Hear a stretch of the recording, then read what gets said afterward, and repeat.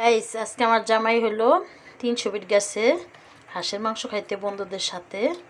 পরে দেখি এখন দেখেন আমাদের জন্য নিয়ে আসছে কি কি আনছে দেখি। হাঁসের মাংস দিয়ে রসুন দিয়া, আসলে বাস্তব কথা কি আমি কোনো 300 ফিটে হাঁসের মাংস এখনও খাই নেই।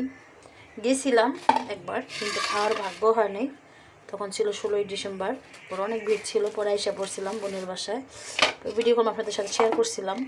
পরে বোনের বাসায় এসে হলো এই দেখেন আমরা এখন হাঁসের মাংস খাবো। আমার চালের রুটিও আছে, গো চালের রুটি। দেখি কি কি আনছে আমার জন্য।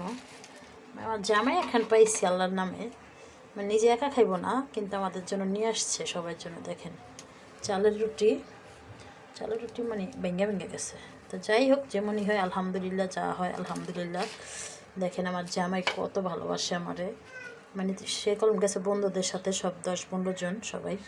তো এখন আমাদের জন্য হাঁসের মাংস নিয়ে আসছে আলহামদুলিল্লাহ, খেতে কোন বেশ মজা হবে। তো যাই হোক আমি চালের রুটিটা একটা প্লেটে রাখি।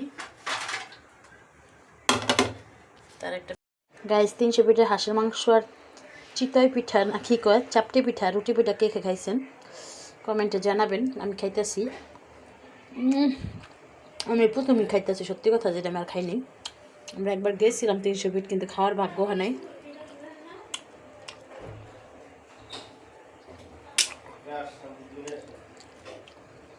সেই মজা খাবারটা। 2 রকমের খাবার আনছে, মানে 2 রকমের রুটি, চাপটি আর হলো আটা রুটি। ও সেই মজা।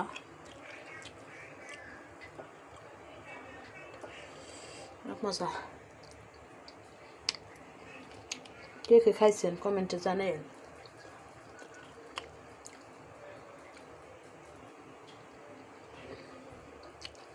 কে কে পছন্দ করেন হাঁসের মাংস? আমার অনেক ফেভারিট একটা খাবার, অনেক মজা। চালের রুটিটাও ভালো আছে, নরম আছে, গ্রামের মতন চালের রুটি ভালো লাগতেছে। অনেক মজার একটা খাবার খেলাম, কেমন হচ্ছে অবশ্যই একটু কমেন্টে জানান।